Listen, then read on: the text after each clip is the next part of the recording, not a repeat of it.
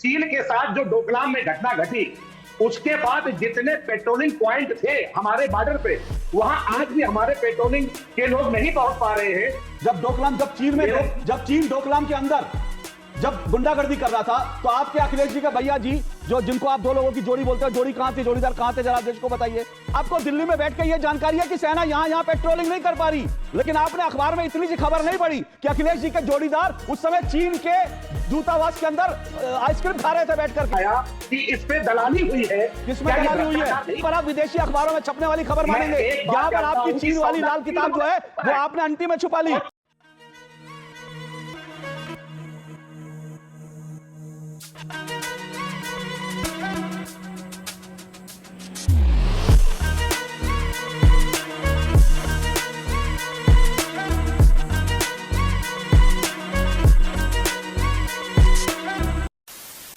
नमस्कार दोस्तों, स्वागत है आप सभी का। आप देख रहे हैं खबरी शो। दोस्तों, आज की डिबेट वीडियो होने वाली है वरिष्ठ पत्रकार अशोक श्रीवास्तव और समाजवादी पार्टी के प्रवक्ता अखिलेश कटियार के बीच में। दोस्तों, अग्निवीर योजना को लेकर डिबेट चल रही थी, जिसमें समाजवादी पार्टी के प्रवक्ता ने बोला कि जब से डोकलाम की घटना हुई है, तब से हमारी सेना चीन की सीमा पर पेट्रोलिंग नहीं कर पा रही है। अब दोस्तों, इसके बाद जब वरिष्ठ पत्रकार ने इनसे पूछ लिया कि जब डोकलाम हुआ था तो तुम्हारे अखिलेश जी के बड़े भैया कहाँ पे थे, तो दोस्तों इनसे जवाब देता नहीं बना, जिसके बाद वरिष्ठ पत्रकार ने इनकी बहुत ही बढ़िया वाली क्लास लगाई। दोस्तों, वीडियो में आगे बढ़ने से पहले आपसे एक छोटा सा अनुरोध, अगर आप चैनल पे पहली बार आए हैं या चैनल को अभी तक सब्सक्राइब नहीं किया है तो चैनल को सब्सक्राइब जरूर कर लेना। चलिए दोस्तों, मेन डिबेट स्टार्ट करते हैं।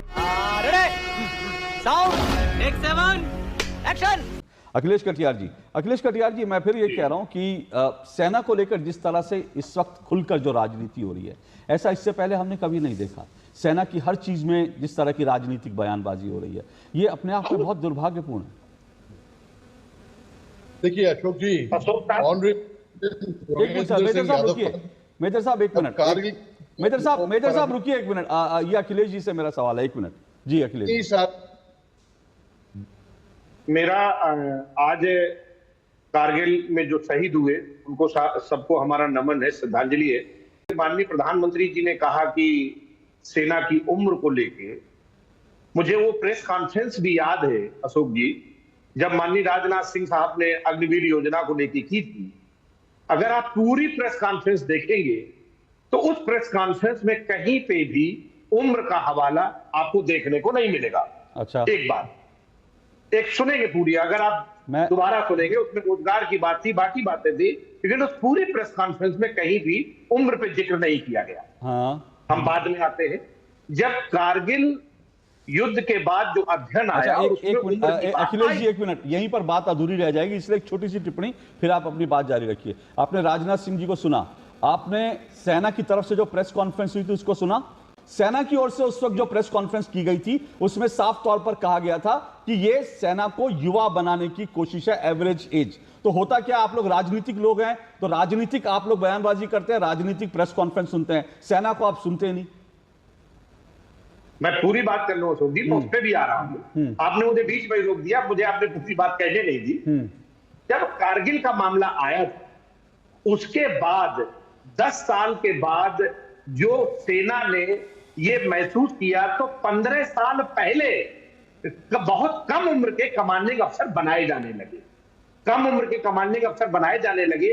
और जो सेना का जो मैनुअल होता है वो बहुत क्लासिफाइड होता है कि किस व्यक्ति के किस उम्र पे क्या काम लिया जाएगा। तो ये जो उम्र का वास्ता था, इस बात पे 15 साल पहले सेना डिसीजन ले चुकी है और कमांडिंग ऑफिसर कम उम्र पे बनने लगे। और जब अब जो कमांड करते हैं, लीड करते हैं, वो बहुत कम उम्र के कमांडिंग अफसर भारत की सेना में उस समय मौजूद है। दूसरी बात, इस बात पे हमें भी बड़ा अफसोस है कि सेना के ऊपर राजनीति नहीं होनी चाहिए, लेकिन 2019 में इस देश में कई नेताओं ने जो पहली बार वोटर बने थे, उनसे यह कह के मांगा गया था कि पुलवामा में जो लोग शहीद हुए हैं उनको ध्यान में रख के वोट किया जाए। ये गलत था अशोक जी, नहीं होना चाहिए। दूसरी बात, आज माननीय प्रधानमंत्री जी ने एक बयान दिया कि ये सेना अब जो पहले सैल्यूट परेड के लिए थी, सैल्यूट के लिए थी, सेरेमोनियल परेड के लिए, 2019 से पहले 2014 से पहले इस देश में सेनाओं के जो योगदान है, क्या उसको नकार देंगे? उन्होंने ये नहीं कहा, उन्होंने ये नहीं कहा। उन्होंने कहा कुछ लोग ऐसा समझते थे कि सेना इसके लिए है, उन्होंने इस तरह से कहा। तो जब आप मेरी डिबेट में कोई तथ्य रखेंगे, गलत तथ्य रखेंगे, मैंने फिर आपसे कहा, मैं आपकी सुनिए मेरी बात, मैं आपने जो पूरा तर्क दिया मैं उसके ऊपर भी बोल सकता हूं, लेकिन आपने शुरू में ही कहा राजनाथ सिंह की प्रेस कॉन्फ्रेंस, मैं फिर आपसे कह रहा हूं आप लोग सेना को सुनते नहीं, राजनीतिक बयान सुनते हैं, राजनीतिक बयान देते हैं। सेना में डिसीजन हो चुका है जी, और जो बात कही गई इस बांग्लादेश में जो लोग शहीद हुए, चीन के साथ जिन लोगों ने लड़ाई लड़ी, इस देश की सेनाओं के, उसको ये कहना कि सैल्यूट और परेड के लिए थी, मैं इसे फिर आप गलत कह रहे हैं। प्रधानमंत्री नरेंद्र मोदी ने सेना के लिए नहीं बोला, आप फिर गलत बयानी कर रहे हैं। दिक्कत यही है। और मैं फिर कह रहा हूं, सुनिए, के लिए किसके लिए था? सुनिए, ये उन्होंने कहा कुछ लोग समझते थे कि सेना इसके लिए है, सेना इसके लिए नहीं होती। उन्होंने ये कहा कुछ लोग समझते थे कि सेना इसलिए होती है, ये प्रधानमंत्री नरेंद्र, सेना ये नहीं कहा कि सेना इसलिए होती है। जो सीमाओं पे बात आई आज कि सीमाओं पे है, चीन के साथ जो डोकलाम में घटना घटी, उसके बाद जितने पेट्रोलिंग पॉइंट थे हमारे बॉर्डर पे, वहां आज भी हमारे पेट्रोलिंग के लोग नहीं पहुंच पा रहे हैं। उसके बाद कोई राजनीतिक उनके साथ, अब ये भी आपका राजनीतिक बयान है, सेना, अब सुनिए, अब ये भी आपका राजनीतिक बयान है, अब ये भी आपका, अब आप चीन, अब मुझे बता दीजिए, आपके जो अखिलेश जी का भैया जी थे, जब डोकलाम चल रहा था तो वो कहां थे, जरा बता दीजिए देश को। जब चीन डोकलाम के अंदर जब गुंडागर्दी कर रहा था, तो आपके अखिलेश जी का भैया जी, जो जिनको आप दो लोगों की जोड़ी बोलते हो, जोड़ी कहां थी, जोड़ीदार कहां थे, जरा देश को बताइए।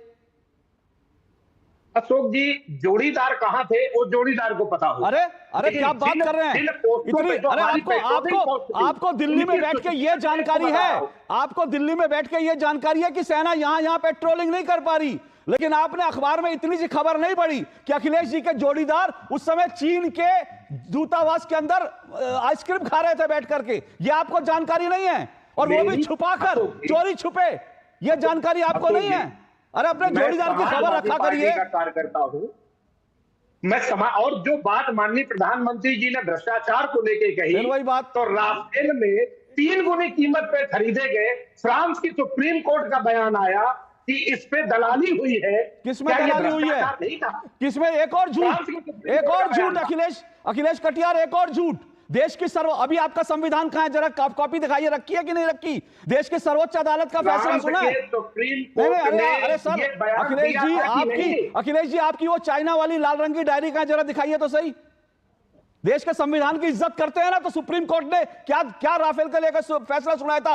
मतलब राफेल को लेकर सुप्रीम कोर्ट का फैसला नहीं मानेंगे, और फैसला बताएंगे कि फलाना अदालत ने। यही आप लोगों का डबल स्टैंडर्ड है, यही आप लोगों का डबल स्टैंडर्ड है, यही आप लोगों का डबल स्टैंडर्ड है, ये आप लोगों का डबल स्टैंडर्ड है अखिलेश कटियार जी। आप राफेल को लेकर के किसी दूसरी देश की अदालत का फैसला बता रहे हैं, सुप्रीम कोर्ट का फैसला क्या था, जरा देश को बताइए।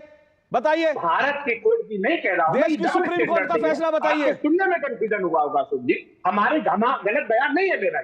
देश की सुप्रीम कोर्ट का फैसला बताइए राफेल पे। आप मुझे एक बात बताएं, देश की सुप्रीम कोर्ट का फैसला बताइए देश को। आप 30 लाख में खरीदोगे तो 3 गुनी कीमत। मैंने आपसे कहा देश की सुप्रीम कोर्ट का फैसला बताइए राफेल पर, आपने अभी भ्रष्टाचार की बात कर दी। की बात कही है, सुप्रीम कोर्ट भारत का नहीं कहा मैंने। सुप्रीम कोर्ट को सुनने में कंफ्यूजन तो सुप्रीम कोर्ट को मानेंगे कि किसी और देश की अदालत को मानते हैं? भारत के संविधान को मानते हैं कि चीन के संविधान को मानते हैं?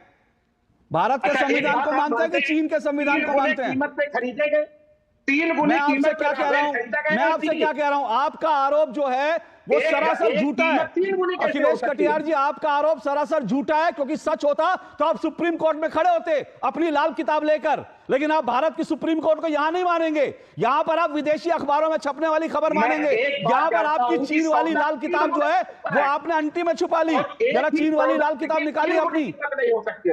प्रेम शुक्ला जी बोलिए। ये बड़ा मतलब मुझे बड़ा अजीब लगता है कि संविधान की दुहाई देने वाले देश के संविधान का, देश की सुप्रीम कोर्ट का फैसला जब अपने पक्ष में नहीं होगा तो कहेंगे देखिए फ्रांस में ये हुआ था, अमेरिका में ये हुआ था, इटली में ये हुआ था, जर्मनी में ये हुआ था। तब आपको देश का संविधान नहीं दिखता, तब आपकी किताब छुप जाती है आंख में। तुम्हें शर्म है? कुछ शर्म आया है?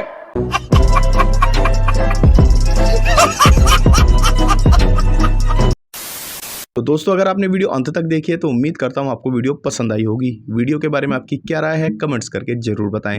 वीडियो को अंत तक देखने के लिए आप सभी का बहुत बहुत धन्यवाद। मिलते हैं बहुत जल्द अगली वीडियो में, तब तक के लिए जय हिंद, वंदे मातरम।